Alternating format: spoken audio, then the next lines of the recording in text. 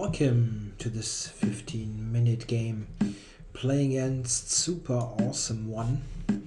Yeah, as sometimes remarked, there are many awesome handles, but there are not many people calling themselves, I don't know, total mega fool. People don't have the sense of humor, I guess. Okay, so let's see the classical variation here of the Nimzo. I'm playing with castles in d5. Trying this line. It's one of those lines that is geared towards very quick development. I could have played c5. Maybe I should have played c5. Okay, this is also a normal way to play with bishop a6 coming. This is how Kramnik played a number of times.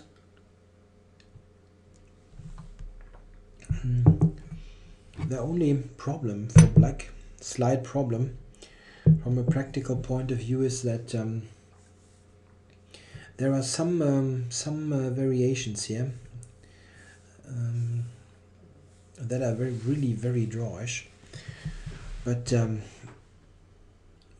white has to play one of those first. If he's not really knowing what's going on here, then black can get a very nice play quickly due to the good development. I really don't know the theoretical details. I need to work it out over the board. Yeah, knight f3 looks really normal. I also think that, I think knight f3 is the normal move. Bishop f6 I take with the queen. Okay, he's attacking here. Interesting.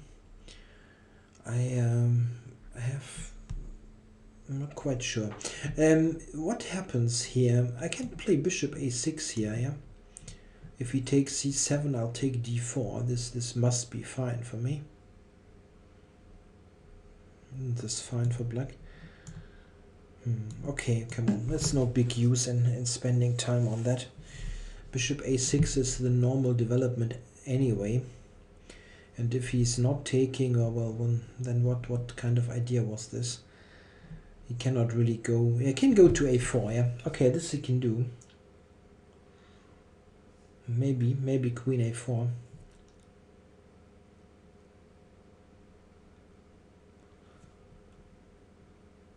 Queen c7, queen d4, I think should be very okay for black. I'm really nicely developed, and attack b2, knight d7, rook c8, these kind of moves are coming. That's in fact the general problem of the classical variation with queen c2. It is a very well-founded line, but it has one drawback. The development of the king side is neglected. As we can see quite clearly here, the queen side is totally open, and the king side is just like at the beginning of the game.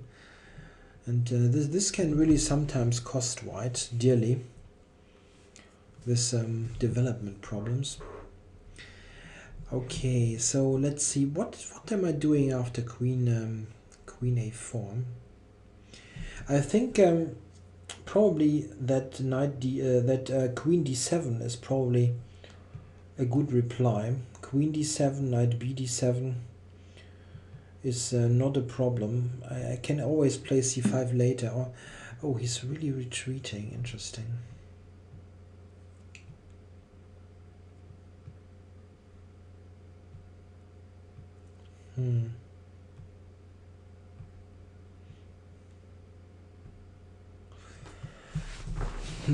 Interesting.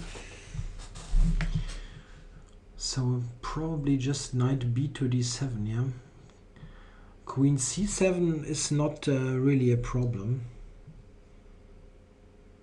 I can really just take and play rook c8, play for the development. This should be okay all the time with the superior pieces. And queen c7, there's also just a queen move, intending rook c8, yeah. Okay, maybe knight d7 to get in c5. I can also play c5 immediately. Also a nice move actually, c5 now. But okay, this is certainly not not bad.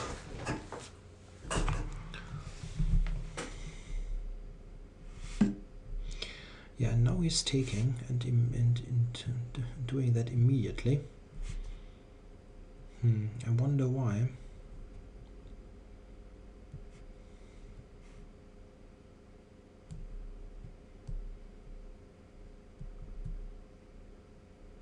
Okay, so let's consider. One thing is the total exchange here. Yeah, this is, I can take c7, rook fc8, rook takes c8, rook c8, and this is an excellent development. It always should be enough to compensate, but I wonder if there is something even better.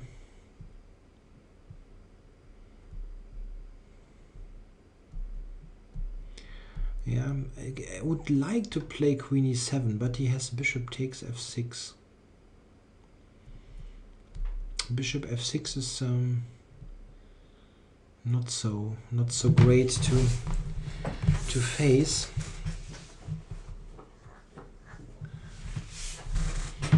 Queen e7, bishop f6, g f6. He's got the check on g3. I would still have good compensation, but it's not so convincing. Okay, let's trade and play rook c8. This should be good anyway.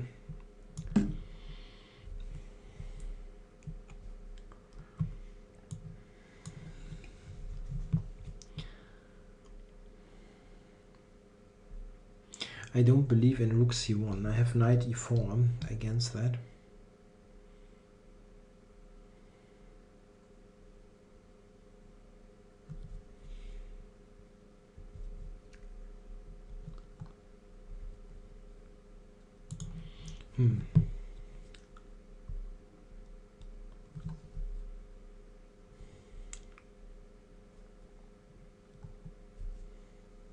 Check.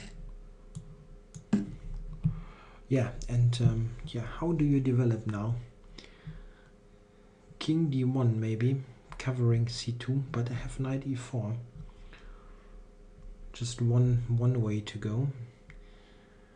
No, okay, knight e4, bishop e3, yeah, and then f3. That's okay. So he actually allows rook c2. Yeah, maybe. Just enter there before he plays king d1 after all. King d1 was interesting. I mean, I have ideas, yeah, like bishop c3, bishop c4, b3 check, and so on. But still, maybe king d1 was more interesting. One problem, of course, is that a move like e3 is not possible at all due to rook c1 winning the bishop on f1.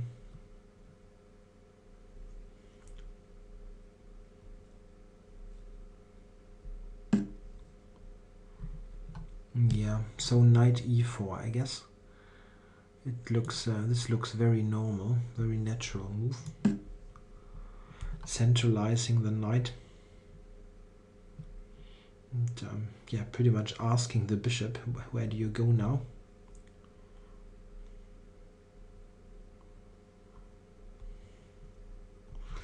After bishop f4, for example, I can play rook a2, threatening rook a1 with mate to follow, and I don't really know what he's playing against that. How is it? What is he doing against it? That's already very problematic here, this position. Very tough to hold for white.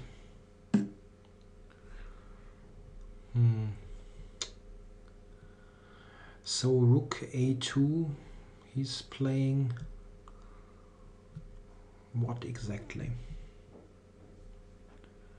King d1, maybe.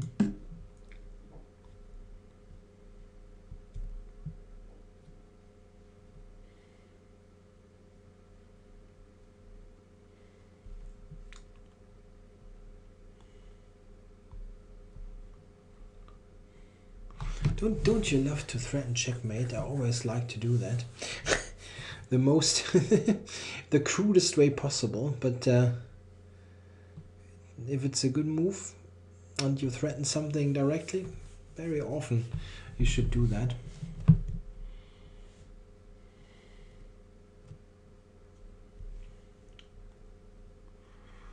Yeah, I guess king d1. I mean, not nice, but king d1. And then I'm absolutely not sure what to do. Probably knight f6. I don't want to take early material here. Knight f6 g4 is also very nice.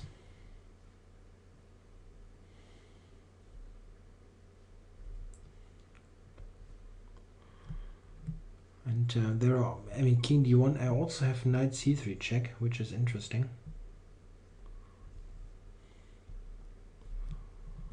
King c1, and then I just need somewhere the bishop to a4, rook c2 checkmate.